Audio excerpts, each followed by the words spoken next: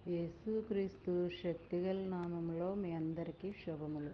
ప్రియమైన దేవుని బిడ్డలారా, మరి ఎలా ఉన్నారు? గతించిన దినమంతా కూడా ఎండా వేడి నుంచి తప్పించి మరొక నూతనమైన దినములో మనందరినీ ప్రవేశపెట్టిన విధానాన్ని బట్టి మరొకసారి వందనాలు చెల్లించుకుంటున్నామండి.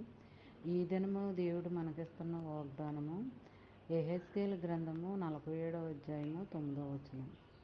ఆ నీరు మంచినీళ్ళగును, కనుక చేపలు బహు విస్తారములగును. ఈ నది ఎక్కడికి పారునో అక్కడ సమస్తమును బ్రతుకును. ప్రియమైన దేవుని బిడ్డలారా, మరి నీళ్ళు గురించి మాట్లాడుతున్నాడండి దేవుడు. నీళ్ళు అనగా పరిశుద్ధాత్ముడండి. మరి పరిశుద్ధాత్ముడు మనలో ఎప్పుడు కూడా ఉండాలన్నదే, నీళ్ళతో పోల్చాడండి పరిశుద్ధాత్మని.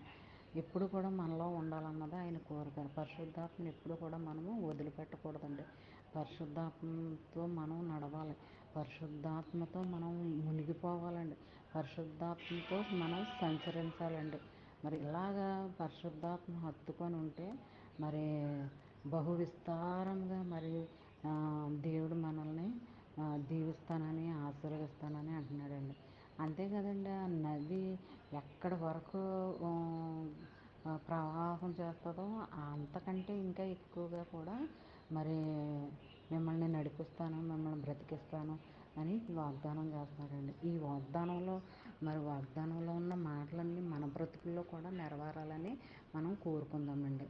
మరి ఈ వాగ్దానము, చిన్న వాగ్దానం మైండ్లో పెట్టుకుని ధ్యానించుకుంటూ ఉండాలండి. మరి అలా నడిచినట్లు ఉండినట్లయితే మనము ఆత్మానుసారంగా మనం నడుచుకోవాలి, జీవించాలండి.